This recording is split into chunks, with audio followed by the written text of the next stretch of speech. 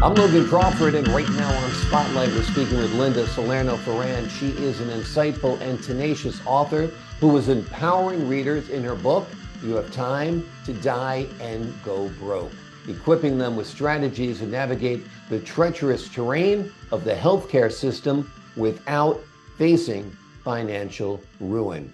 We are delighted to have Linda join us here today on Spotlight, and we ask viewers like you to support writers like her by subscribing to our channel. Linda, thank you so much for being our guest today on Spotlight. Thank you. I'm so glad to be on the show and welcome everybody who's watching. Yeah, thanks so much. Loved having you here. Let's talk first about your title. You have time to die and go broke. It really catches your attention. Tell us what you mean. You have time to die and go broke. Well, this embodies what the healthcare system is actually what's going on. I mean, you basically have to die and go broke before you can get help. Yeah. And so I was motivated to write this book because I wanted to help other people navigate the healthcare system. I want to help people get the best care that they can because they deserve it. Yeah. And there's like a disconnect between what we expect from our healthcare system and what we are receiving. Right. And it makes it very frustrating. And it's not just the actual person receiving the healthcare, but also the healthcare workers themselves Mm. because they want to be able to help, but they're getting bucked by the system. Yeah. And so it makes it frustrating for them. So I felt if I had this book, I could give a voice to the people receiving the health care, as well as a voice to people giving the health care. And I Absolutely. wanted them to have that voice and for them to understand, I hear you. Mm. I understand your frustration. There's no question. Yeah. And I want to help. And Absolutely. that's what got me to write the book. And it is a big help. It is a roadmap for people trying to navigate this maze of a healthcare system that can be costly, that can be confusing. Tell us a little bit about how your personal or professional experiences shaped your insights in writing this book. Um, my own dealing with the healthcare system for my own personal health. Mhm. And what I'm trying to understand is when I go to the doctors, I feel very much there's a one-on-one. I feel, and what you should feel as well, is that when you're there in the physician's office, it should be that one-on-one connection. Mm. And a lot of people aren't getting that. They're getting gaslighted. Oh, you just got this. Don't worry about it. And then, like 6 months later, I'm done.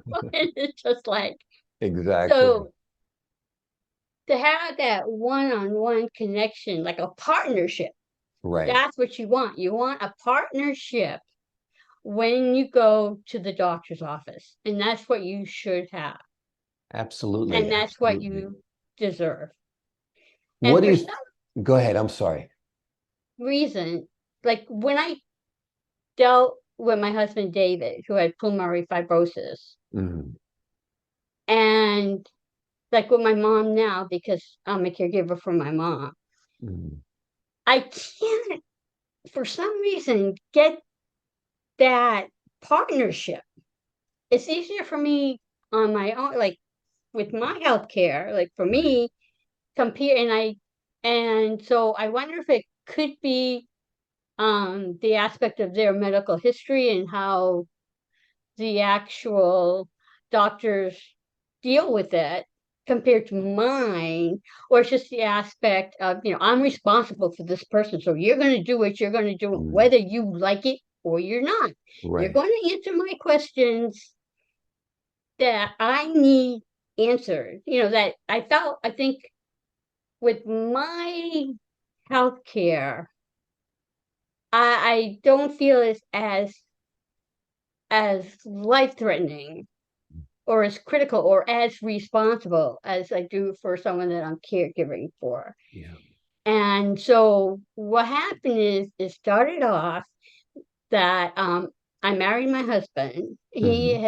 And so he had elderly parents, and his mom started having dementia, with Alzheimer's, and his heart wasn't all the best. So he only had a brother who ended up in a nursing home because he was mentally, his anxiety and his depression were so severe he couldn't take care of himself, Mm. and so it left it for me. So I learned a lot from that, Yeah. and I learned a lot from dealing with my husband with pulmonary fibrosis, Mm. because it started off he had a heart attack, then he couldn't work, and then he ended up and then things were stable, and then he ended up with pulmonary fibrosis. Yeah. So I learned a lot from that, Yeah. and that's like insightful for me to put, to write the book. Yeah. And those are tough lessons. You learn as you go along, how to navigate the healthcare system a little bit. But it's nice to have a book as a guide because you don't want to make mistakes. I know my mother also had pulmonary fibrosis. Really? Yeah, yeah, idiopathic pulmonary fibrosis. And they were talking about intubating her and all this stuff, and she needed to be on a ventilator. And, if I had known a little bit more, I probably would have said no to the ventilator. I didn't realize it would be like such a prison for her in the last days of her life. Yeah, what happens is it's really hard for the last stages of that life, because for you emotionally, Yeah, to see and deal, and having that, I mean, that's a huge responsibility, yeah, tremendous. So that's why physicians highly recommend that you have the form that says, like, do you want this? right, What people don't understand about that they will abide by that. But when you get towards the end of life, they actually will go through the whole thing right. again with you. Yeah, And also, what happens is that it starts off with the person who's end of life. If they're like able to take and say for themselves what they want, they'll abide by those wishes. But if they can't, then they go by the paperwork. right. And it was overwhelming for me. Yeah, There's just no question. And I'm sure it was overwhelming for you. yeah, It's sort of like absolutely. to make these massive decisions. And then it's sort of like, for me, I have to have all the info first Right. before I make that decision. And I felt so pressured, like, do it, do it, do it. And it's like, Yeah, I don't have all the info yet. right, I don't know how this treatment's working. right, Because in his case, I don't know what your mom's case, what happens is that he wasn't processing the CO2. He wasn't expelling it. right. Yeah. So he had to have like a special like mask that would Hmm. work. So, okay, is this working? Is it an aspect of, okay, how long does he have to have it? Does he have to just wear it at night, or does he have to wear it? Give me a chance to see how it's going to work. Right. See how a chance to have he minds wearing it. Give me. And I kept telling my mom, they pressure me, they pressure me. Yeah, So I was talking to Maggie Pollard, and she says it's the aspect is you not only have to make these decisions, you got to process everything. right. And so for some people, they can process things better than other people, or like it Yeah, doesn't take as much time. For me, it takes a little time to process. yeah. Yeah, So there's so much to learn at that point. You've got to like get a whole education on things you didn't know about, like blood gases from respiration. You had no idea what that's about before? it was like right now they want you to go onto the portal. So I Right. try to call the doctor or the nurse and find out what's going on. And sort of like, so I get on the portal, like, Yeah. I mean, fortunately, I did chemistry profiles. Hmm. for veterinary medicine. So I had Oh, some okay. aspect of what was going on, but still, you still have questions. So it's like, okay, how come he isn't responding? Right. What treatment do you want to do? Yeah. That type of thing. Absolutely. Do you think a lot of it sometimes is the luck of the draw? You get in and you get a caring physician or a healthcare provider who is a little more communicative, is a little more open, who takes you by the hand, who explains things to you thoroughly? I would think that it is, but the aspect of it is it's good to be able to do your homework, Mm, and that can, to be able to talk to, like say, I remember this nurse that she's a neighbor, and she got on Facebook onto the association, goes, listen, I have an opportunity to see this one or this one. Has mm, anybody gone to this one and this one? right. And they communicated back, and it was like, oh yeah, this one's real good. It's like, oh, thank you. Yeah. So to go and to ask people what they, how what they think, of this physician, but that in itself is like daunting in respect to that. My mom had to change insurance. Mm, They it was or she had to change the physician, either one. So I went online. Well, I went and I called up the insurance company. Goes, can you give me the list of physicians that she can see with this insurance? right. Because the insurance said we're not taking these physicians anymore. It's like, seriously? But anyways, Yeah. so what happens? I got a list, like, this is useless. Mm, It was truly useless. So I said, Mom, the best thing, you have a primary care that you really like. mm, She's very thorough and she knows your history. So instead of starting all over again, why don't we just change insurances? yeah. I had this insurance and I called up the primary care and I said to the primary care, it's like, what insurance do you take? Ta-da, ta-da, ta-da. Okay, sign my mom up, same as normal. And for her medical history and for her for mentally, that's the best thing for her. Yeah. But so you do it that way. But it just, you can Google, like, thank God for Google. You can Google, okay, physicians in my area, and then do your homework and find out from there. And then, as I said, you can ask other people if they know these physicians, if they're good. Because my mom initially got the physician she got from a friend of hers. Right. Yeah. Having a good primary care physician, I guess, is a good first step to accessing good medical care, right? Yes. Yeah. There's no, and what it seems like when I was a baby, when I was a child, your primary doctor, your primary care, I mean, that doctor basically did everything. Hmm. And that was the day. Can you believe this? It's like, oh my God, that like my pediatrician. Hmm. It was a snowstorm. He walked all the way up the hill to my mom's house because I was driving my mom insane because I had an earache. You think another Right. doctor will do that now? Hey, No can you hear way. me? What the hell am I doing? Oh, I know. it's just like, so primary care today is coordinating your care, basically Hmm. what it is. Yeah, what they should do is, besides the partnership, and that's what you strive for in your primary care, is that they have all your history. So, okay, you need this test, this test, this test, you need to see this person. So they coordinate everything, but they're not going to give you like actual care. They're Right. kind of like a coordinator, but you want them to coordinate it properly. It's important. Absolutely. They want them to send you to the right oncologist, the right neurologist, whatever the case might be, that you get the right care for your situation. What about the financial aspects of it? The copays add up after a while. It's not Some even the proceed. co-pays.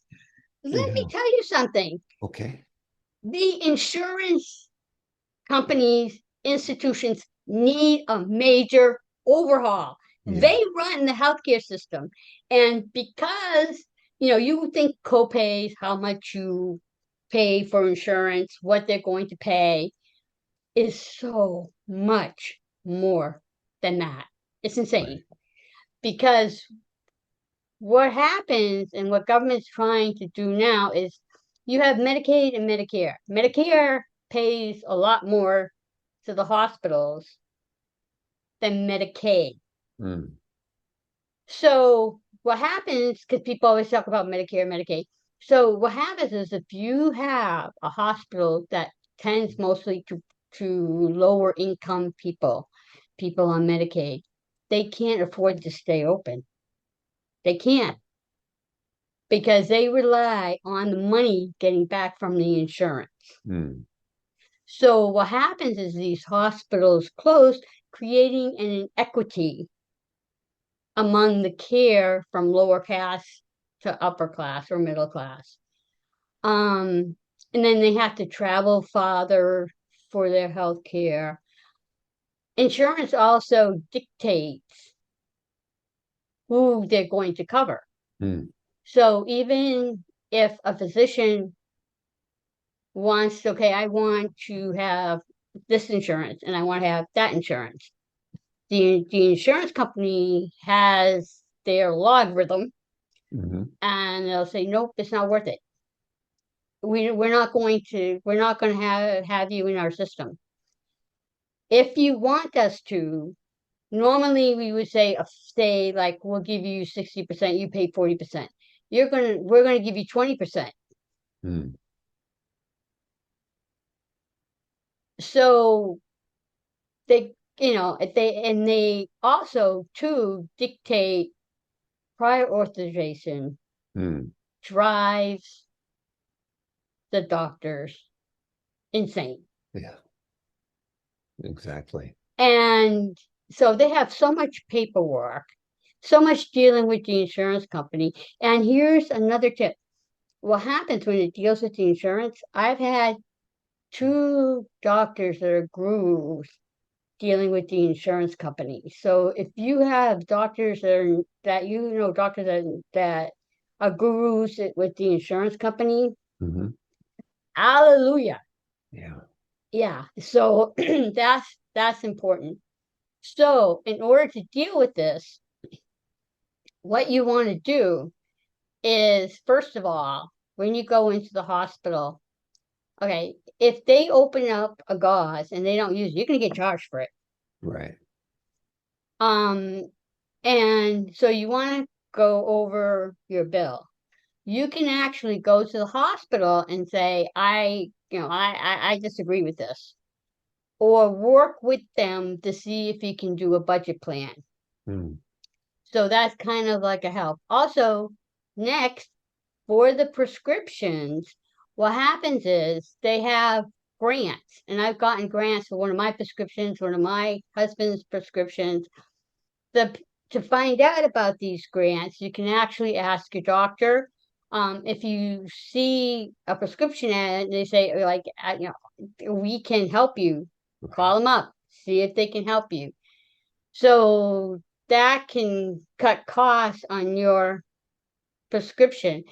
You can also, I guess I don't, because I'm fortunate to have a health insurance. I don't have one of those special prescription cards, Right. but you can check with the pharmacist and see, sort of like, okay, any discounts, Yeah. you can, yeah. So that's kind of also a way, Hmm. but you have the right to dispute your claim. Right. You have that.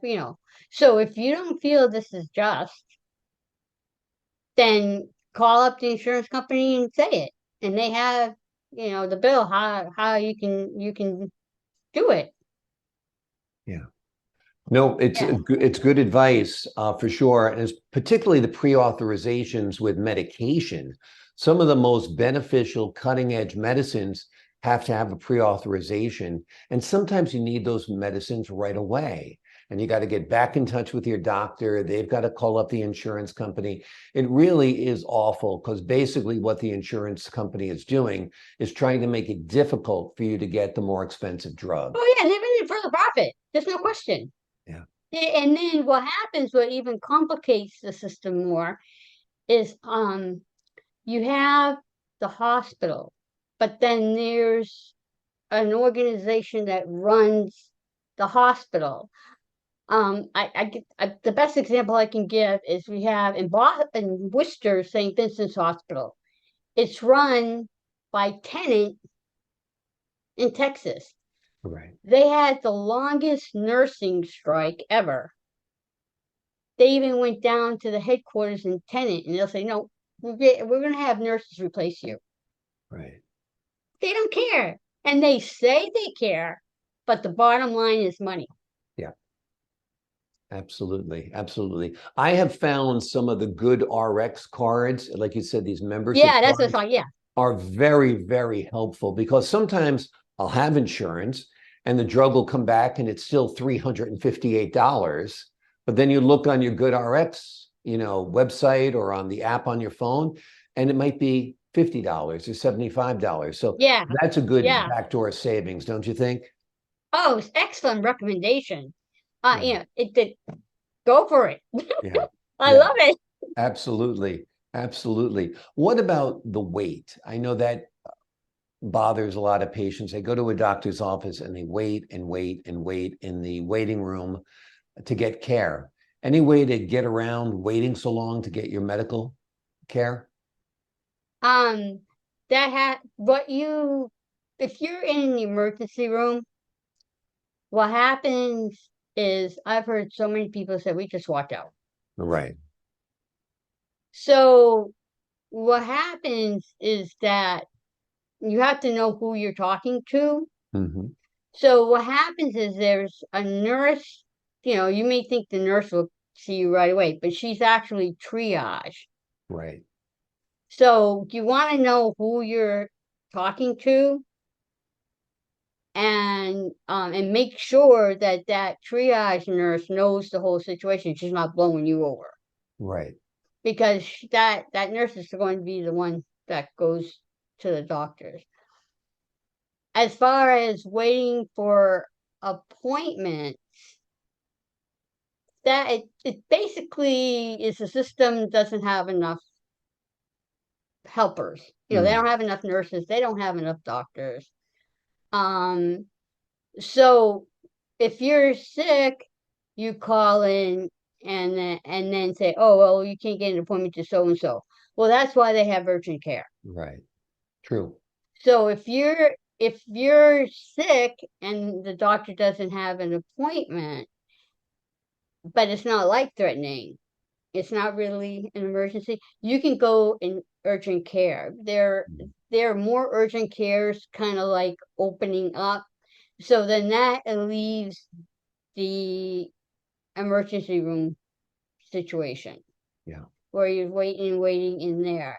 Um, if it's also really, sort of like I've had a situation whereby, okay, do I call an ambulance right now or what? Call the doctor's office and then they can help you make an assessment. But I mean, throughout this whole medical system, you have to speak up. Mm. You have to be tenacious, Mm. and you cannot, whatever, assume they're going to do what they're going to do. Yeah. Right? Right. No, that's very, very true. You've got to be a good advocate for So yourself. Yeah. you really have to be on top of things. Yeah. And I mean, I've gotten so frustrated. I was like, oh my God. I was like, and this is even for medical care. Right. I mean, for not, I mean, for mental health. Yeah. And so what happens is I went one time and I'm there. My husband has like anxiety. It just runs through the family. Hmm. So as the last year of his life, he would have like 5 panic attacks a Right. day. And I couldn't, and it was like, oh, okay, well, you're not going to be able to see somebody in the next 4 months. Like, seriously, he's having 5 panic attacks. And so what happened is one night he had a panic attack, and it's like 1 o'clock in the morning, you gotta get up to go to work. And I'm like, screw it, I'll call one of these crisis help. Oh, hi, you won't be able to talk to somebody for another 20 minutes. Calls out, well, he wants to go to the hospital. He wants to go to the hospital. Like, that's the whole deal. He has a panic attack and keeps wanting to go to the hospital. He doesn't need to go to the hospital. I took all his vitals. They're fine. Excellent. Yeah. But he wants to go to the hospital. I was like, I don't want my phone. I mean, you should see, I still have the phone. It's all taped up. I just it was sort of like, I had it. Yeah. I'll do it myself. And I you know. shouldn't have to do that. If you call a crisis center, excuse me, Right. but you don't call that just for the fun of it. Yeah. Yeah. And like, particularly when it comes to mental health issues, those are really the most sensitive, yet they're put on the back burner. I mean, if you have somebody who's suffering from depression or anxiety, like you pointed out, having a panic attack feels like you're dying. You feel like you're having a heart attack. People like that need help, and they need it immediately. They don't need it 6 weeks from now or 4 weeks from now or Oh, whenever the doctor can some see of the next. medical health, or I try to be nice, but then it gets to the point, it's like, enough. Yeah. You're being held accountable. You need to do your job. So what happened is they finally found an actual mental health person, but be, because you need to know what's going on first before you prescribe, because you're dealing with somebody's mind. They said he had to go to this therapist. Goes Right. to the therapist, and what does he do? He has a panic attack right after it's finished. So after this happened 2 times, I went to the head person and said, listen, this isn't working. He's having a panic attack. He was having it right there. Right. I'm sorry, but he has to see, like, he has to go 3 times to a therapist first, and then he has to go, and then he'll see a psychiatrist if we can get a psychiatrist. Emergency Unbelievable. room.